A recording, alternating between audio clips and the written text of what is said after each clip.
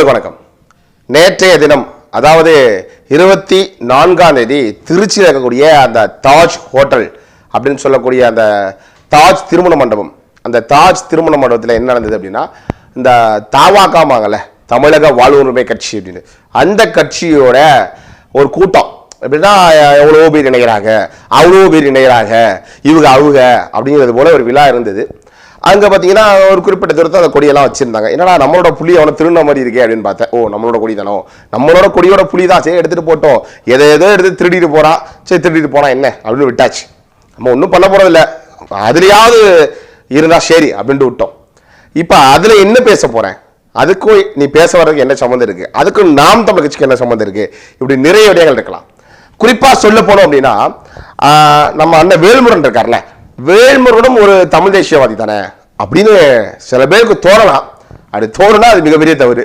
அவர் திராவிடத்தோட கோர்வையில இருந்து தமிழ் தேசம் பேசக்கூடிய ஒரு நபர். அவர் இப்படி அப்படின்னு நினைக்கிறோம். அவர் உண்மையிலுமே சில வேலைகளை செஞ்சிருக்காங்களா, அவர் உண்மையிலுமே தமிழ் தேசம் பேசுவதற்கு தகுதி உடையவரா, தலைவர் பிரபாகரன் சொல்வதற்கு தகுதி உடையவரா அப்படின்னு நிறைய வகையில் இருக்கு, நம்ம பார்ப்போம். அப்படி பார்க்கும் பொழுது குறிப்பா சொல்லணும் அப்படின்னா, தன்னுடைய கட்சியை நிலைநிறுத்தினார். எப்படின்னா, தான் அந்த இடத்துல ஒரு எம்எல்ஏவாக உள்ள இருக்கணுங்கிறது அவரோட நோக்கம்.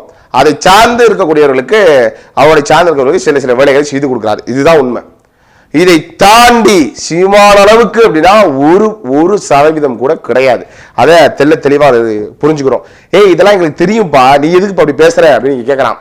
அதாவது பல இடங்கள்ல இந்த நம்ம சொல்லுவோம் பாவார ஜெகதீசன் தாவாக்கால இருந்து தாவேக்காக்கு போனால அந்த தருதல நாய், நாம் தமிழ் கூட்டத்தில் 10,000 பேர் கூட வர மாட்டான்னு சொன்ன மொன்ன நாயி, பாவாடை ஆட்டையை போட்ட ஜெகதீசன் அவன் சொன்னான். அவன் அங்க இருக்கும் பொழுது என்னென்ன வேலைகளை செஞ்சான், என்ன மாதிரி இழிச்சொற்களை பயன்படுத்தினா அப்படின்னு. குறிப்பா நாம் தமிழ் கட்சியில பயணிச்ச வெற்றிக்குமரில இருந்து புகழேந்தியில இருந்து அவங்க பாடாத புகழே இல்லை. சரி, அங்க போயிட்டாங்கல்ல, அந்த வேலையை பார்க்க வேண்டியதானே, இங்க என்ன பேசுறாங்க அப்படிங்கிறத நம்ம எல்லோருமே பார்த்தோம். பண்ருட்டி பலாப்பழ கதையை கூட நம்ம பார்த்தோம்.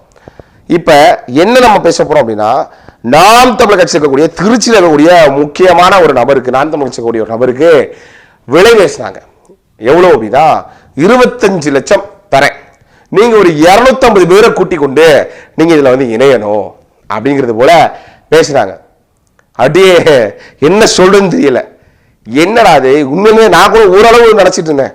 உண்மையிலே வேல்முருகன் ஏதோ சில விளையாச்சு, அது கூட கல்ட்ட சில தான் சரியில்லையா அப்படின்னு, இளவஞ்சி வெள்ளையா அப்படின்னு ஒரு கேட்டப்பே ஒரு ஐயப்பாடு இருந்தது. ஏன் இப்படி இங்க தூக்கிப்பட்ட சாக்கடைகளை, கழிச்சடைகளை அதெல்லாம் தூக்கி கொண்டு வச்சுக்கிட்டு, அதாவது நம்ம தூக்கி போடுவோம், நம்ம குளிச்ச தண்ணி போவோம், நம்ம இன்னும் சொல்ல போனா கேவலமா பேசலாம், நம்ம உடல்ல வெளியேற கழிவு இருக்கு, இது போல நிறைய இருக்கு, அதையெல்லாம் தூக்கி வச்சுக்கிட்டு இது அப்படி இப்படி அப்படிங்கிறது போல பெருசாக அண்ணன் இப்படி பண்றாருங்கிற மாதிரி தோரணையெல்லாம் இருந்தது. நிறைய கேள்விகளும் இருந்தது.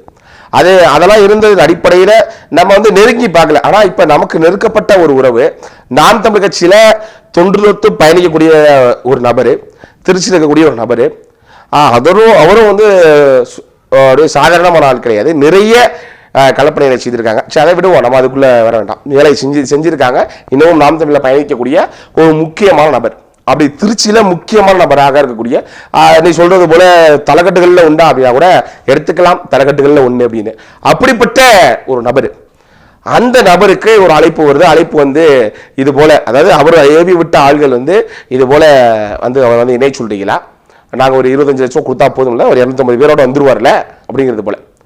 அப்ப இவருடைய எண்ணம் என்னவா இருக்கு, எதற்காக உலை பேசப்படுகிறார்கள்? நீங்க சொல்லுங்க, நாம் தமிழ் அவர் ஆளே இல்லை அப்படின்னு. அவர்களுக்கு தான் இந்த பதில். ஆள் இல்லைன்னா என்ன மயிறு 25 ரூபாய் கூப்பிடுறீங்க அப்படி இந்த கேள்வி இருக்குல்ல. 25 லட்சம் ரூபாய்க்கு கேட்டிருக்காங்க, நீங்க வந்துருங்க, நம்ம இதுல சேர்ந்து செயல்படுங்க அப்படின்னு. கொள்கையும் கோட்பாட்டும் உள்ள ஆளுக்கு அது சரி வருமா சொல்லுங்க? சரி வருமா? சரிப்பா, யார் அந்த நபரு அப்படின்னு கேட்கலாம். தேவை ஏற்படும் பொழுது அந்த நபரே பேசுவார், கண்டிப்பாக பேசுவார். இதை நான் அந்த நபர்கிட்ட சொல்லி நான் பேசுறேன்னு சொன்னப்போ கூட, எதுக்கு தேவையில்லாத விட அவங்களுக்கு தெரிஞ்சு அவர் தானே, நம்ம வேலையை பார்ப்போம், நமக்கு கலப்பணி நிறைய இருக்கு, நம்ம வேலைகளை பார்ப்போம் அப்படின்னு சொன்னார். இல்ல இது அதாவது சில தம்பிகள், புதிதாக வரக்கூடிய தம்பிகளுக்கு வேல்முருகன் மேல ஒரு பற்று இருக்கலாம். அவர் ஒரு நியாயவாதி, அவர் ஒரு தேசியவாதி, அவர் ஒரு முற்போக்குவாதி, அவர் பெரிய வாதி நினைக்கலாம். அவங்க எல்லாருக்கும் இந்த பதில் என்ன அப்படின்னா, அப்படி நியாயவாதியா இருக்கிறவர் என்ன டேஷ் அந்த டேஷ்ல வந்து நீங்க வந்து சிங்கம், புலி, கரடி என்னாலும் போட்டுக்கோங்க. அந்த டேஷுக்காக விலை பேசப்படுகிறார். சொல்லுங்க, வெக்கமா இல்ல? அப்ப 25 லட்சம் ரூபாவை அண்ணனுடைய சொந்த உழைப்பு எடுத்து கொடுப்பாரா, இல்ல அவர் கூட்டமைப்புல வச்சிருக்காருல பின்னாடி மறைமுகமா யாரு, திமுக, அந்த திமுக வந்து வாயை கொடுப்பாரா அப்படிங்கிற கேள்வி இருக்குல்ல. அதுதான் உண்மை. யார்கிட்ட கொடுப்பாரு? அந்த திமுக வந்து வாயை கொடுப்பாரு. அப்ப திட்டமிட்டு இப்படி ஒவ்வொரு நபரையா வந்து பொறுக்குவதற்கான காரணம் என்ன? நீங்க வேல்முருகன் அவர்கள் வந்து பாத்தீங்க அப்படின்னா வெற்றி குமரனை வாங்க முடியும், வாங்கியிருக்கீங்க, தவறு இல்லை, உங்களால் வாங்க முடியும். அதே போல பாவாடை பாண்டியர் இருக்கால, பாவாடை ஜெகதீஷன், அவனை வாங்கலாம். ஏன் அவனுக்கு இவ்வளவுதான்? எங்க அண்ணனை, அதாவது சீமானன் நிறைய பேர் வந்து உரிமையில பல என்னமோ பேசுறாங்க, எல்லோருக்கும் நான் பதில் கொடுத்துட்டு இருக்கோம். ஆனால் கூடவே இருந்த ஒரு கருணா யாரு? இந்த ஜெகதீஷன். இந்த ஜெகதீஷனுக்கு மரியாதை கொடுக்கணுங்கிற அவசியம் மயிர் கிடையாது நமக்கு. அதனால அந்த பாவாடை நாய் இருக்குல்ல, அந்த நாயை நீங்க காசு கொடுத்து வாங்கலாம், இப்படி நிறைய பேரை வாங்கலாம். ஆனா உண்மையாக கொள்கையும் கோட்பாட்டும் உள்ள ஒரு நபரை அவரோட மயிரை கூட புடுங்க முடியாது, செருப்ப கழட்டி அடிச்சு விடுவாங்க. உண்மையாக இந்த தமிழ் தேசியம் அமையணும். இது என்ன விளையாட்டு காரியம் வச்சிருக்கீங்களா? காசு நாய்க்கு போற ரொட்டி துண்டை போட்டா நாய் வந்துருமா? இல்ல நீங்க நாய்க்கு பிரியாணியை கறியை தூக்கி போட்டு நாயை இழுத்தலாம் நீங்க பாக்குறீங்களா? அப்படிப்பட்ட நாய்களை நீங்க இழுக்கலாம், ஆனால் நீங்கள் புலிகளை இழுக்க முடியாது. உங்களுக்கு புரியுதுன்னு நினைக்கிறேன். பேச நபரும் இதை பார்க்க நேரிடும், அவருக்கு விலை பேச சொன்ன நபரும் இதை பார்க்க நேரிடும், இந்த விலை பேசப்பட்ட நபருக்கும் இதை பார்க்க நேரிடும், நம்ம உறவுகளுக்கும் இதை பார்க்க நேரிடும். இவ்வளவு சொல்லிட்டு இல்ல யாரு சொல்லு அப்படின்னு கேட்கலாம். இது தேவையில்லாத ஒரு சூழல் அமையக்கூடாது. இது அவர் வேண்டானாரு, அதை தாண்டி வந்து இல்ல இது தெரிஞ்சுக்கணும்ல, இது நம்ம உறவுகள் கண்டிப்பாக தெரிஞ்சுக்கணும். நாம் தமிழ் சீன்லே இல்ல, இந்த பக்கா மாசு அப்படின்னு சொல்லி இந்த பரதேசி பேரா இருக்காங்கல்ல, அவங்க எல்லாம் தெரிஞ்சுக்கணும். ஒரே ஒரு மாநாடு திருச்சியில அடிச்சு நொறுக்கி தெறிக்க விட்டாரு அண்ணன் சீமான். ஒட்டுமொத்த உலகமும் ஒரு கூட்டம், ஒரு தமிழ் அப்படிங்கிற அந்த சொல்லுக்கு இவ்வளவு பேர் இருக்காங்கண்ணா அப்படின்னு, அது உயிரோட உயிர்ப்போட இருக்காங்களா அப்படின்னு பார்த்த அந்த தருணம். அதுக்கப்புறம் நீங்க ஆளே இல்லை அப்படின்னு சொன்னவங்க எல்லாம் இன்னைக்கு வந்து லட்சக்கணக்கில் விலைக்கு கேட்குறீங்க. என்ன ஐபிஎல் டீமுக்கு ஆள் கொடுத்துட்டு இருக்கோமா? சொல்லுங்க. இது அண்ணனுக்கும் தெரியறதுக்கான வாய்ப்பு இல்லை. ஆனா அண்ணன்கிட்ட அண்ணன் அவர் சொல்லுவார், கண்டிப்பா இது மாதிரிங்கிறத சொல்லுவார். அண்ணன் நேரில் பார்க்கும்போது கண்டிப்பா சொல்லுவார். அது வேற. இதை வந்து நம்ம ஏன் அதை பேசுறோம் அப்படின்னா, உண்மையிலுமே நாம் தமிழர் கட்சி எந்த இடத்துல இருக்குங்கிறத நீங்க தெரிஞ்சுக்கணும். அறிவாயுதம் ஏந்தி போராடக்கூடிய கள போராளிகள் புலிகள், அதுதான் நாம் தமிழர் கட்சி. நீங்க நடச்சோட விலைக்கு வாங்கக்கூடிய பன்றிகள் கிடையாது. யாரு? ஜெகதீசன் போல பன்றிகள் கிடையாது, பரதேசி நாய் கிடையாது, ஈஸியா அப்படியே இழுத்துட்டு போறதுக்கு. இதெல்லாம் தெள்ள தெளிவாக அண்ணன் வேல்முருகன் உணரணும். உங்களுடைய நோக்கம் என்னங்கிறது இன்னைக்கு மேலும் திட்டமிட்டு எங்களுக்கு தெரியுது. இதுதான் இவருடைய நோக்கம். நிரந்தரமாக நீங்க எம்எல்ஏவா இருக்கணும் அப்படிங்கிறதுக்காக நீங்க இருக்கீங்க. ஆனா ஒண்ணு மட்டும் சொல்லிக்கிறேன், நீங்க வந்து என்னதான் தன்னை நல்லவர் போல காட்டிக்கொண்டு எனக்கு கேட்கலாம் ஒரு கேடா, எனக்கு அதெல்லாம் எதிர்க்கு இனம் இப்படி கடக்கிறது, எனக்கு பிறநாள் ஒரு கேடா அப்படின்னு கேட்டது, இளவஞ்சி வள்ளியா அப்படின்னு கேட்டது, இப்படி நிறைய நீங்க கேட்டதெல்லாம் இருக்குல்ல. நீங்க அப்படியே புனித தேசியவாதி அப்படி போல இருந்தீங்கல்ல, செயல்படுறீங்கள, நல்லா தெரிஞ்சுங்க. நீங்க என்ன திட்டமிடுறீங்கிறது உங்களை தாண்டி நாம் தமிழர் கட்சியில பயணிக்கக்கூடிய எனக்கே தெரியும் பொழுது, இங்கிருந்து வந்து அல்ட்ரா சொல்றீங்களா நீங்க அது தெரியாமையா இருக்க பொழுது, ஏன் உங்களை தேடி வந்தா அப்படின்னா, அது போல சீமான் இருப்பாரு நினைச்சான். பரதேசி பன்னாட நாய்ங்க நினைச்சிச்சு. அந்த நாய்களாம் நீங்க உங்க பக்கத்துல வச்சிருக்கீங்க. இது மிகப்பெரிய பேராபத்து. அன்னைக்கு 10 லட்சமோ 15 லட்சமோ அல்லது 20 லட்சமோ 25 லட்சமோ 30 லட்சமோ கொடுத்து நாம் தமிழர் கட்சி தேவையில்லாத என்று தூக்கி போட்டதெல்லாம் தூக்கி நீங்க வாங்கி பக்கத்துல வச்சிருக்கீங்க அப்படின்னா, அவர்களுக்கு உங்க தேவையில்லை, உங்களை தாண்டி ஒண்ணு 35 40 45 50 வரும் பொழுது ஓடோடி போயிடுவாங்க. இது உண்மை. அப்படி ஓடப்பட்ட நாய் யார் அப்படின்னா ஜெகதீஷன், பாவாடை ஜெகதீஷன். உங்களுக்கு தெரியும், அப்படிதான் ஓடலாம். அவனா காசு வாங்க நினைக்கிறீங்களா? ஆதாரமே இருக்கு. அந்த தமிழக வெற்றி கழகத்திடம் காசு வாங்காம போன நாய் நினைக்கிறீங்களா? போனா உங்கள்கிட்ட எப்படி காசு வாங்கலாம்? உண்மை மனசார சொல்லுங்க, உங்களிடம் இருந்து காசு வாங்கினா இல்லையா? திருச்சியில நடைபெற்ற அந்த மாவீரர் நாள் ஒன்று வச்சாங்கல்ல, அந்த மாவீரர் நாள்ல நீங்கள் செலவு செய்த பணம் எவ்வளவு உங்களுக்கு தெரியும்ல. அதுல அவன் திருடினது எவ்வளவு தெரியுமா? தெரிஞ்சுக்கங்க. அவன் கூட அவன் உங்களை ஏமாத்திட்டு போயிருக்கால, அதுக்கப்புறம் தெரியும். அது போல எளிதாக நாம் தமிழர் கட்சியில் பயணிக்கக்கூடிய உண்மையான கள புலிகளின் மயிர கூட விலைக்கு வாங்க முடியாது. இதை விட்டு விட்டு இந்த தமிழ் சமூகத்திட்ட ஏமாத்தி வேற வழி இல்லாம திருட்டு திராவிட கூட்டத்தில் நான் பொழைக்கணுங்கிறதுக்காக போய் எம்எல்ஏ சீட்டு வாங்கி நிக்கிறான்னு எதையாவது ஒரு நல்லதை செய்யுங்க, அது போதும். அதை செஞ்சு எதையாவது பயன்படுமான்னு பாருங்க. அப்படி வேணுமா இந்த பதவி அரிப்பு எதுக்கு அப்படிங்கிற கேள்வி இருக்குல்ல. உண்மையாக உளமாற தனியா நின்னு நிக்க முடியும். ஒரு ஆளை ஜெயிக்க முடியும். எப்படி இருந்தா உண்மையாக வேல்முருகன் இருந்தார் அப்படின்னா ஜெயிக்க முடியும், வெற்றி பெற முடியும். ஆனா அவரால முடியல. ஏன் அப்படின்னா அவருக்கு ஒரு பின்புலம் தேவைப்படுது. அவரை தாங்கி நிற்கக்கூடிய சில உடைந்த அந்த கம்பிகள் தேவைப்படுது. அப்படிப்பட்ட ஒரு உடைந்த கம்பியாதான் திமுக உங்களை தாங்கி நிற்குது. அது எப்ப வேணாலும் உடைஞ்சு உங்க வயிற்றுலையோ அல்லையிலையோ வேற எதுலையாவது சொருவலாம். தயவு செய்து உணர்ந்துகிட்டு மக்களுக்கு உண்மையா இருக்கணும், உங்களை நம்பி இருக்கணும், உண்மையா இருக்கணும் நினைங்க. அதே போல வேல்முருகனை பேச தகுதி இருக்கு அப்படிங்கிறவனுக்கு அவனை சொல்லிக்கிறேன்.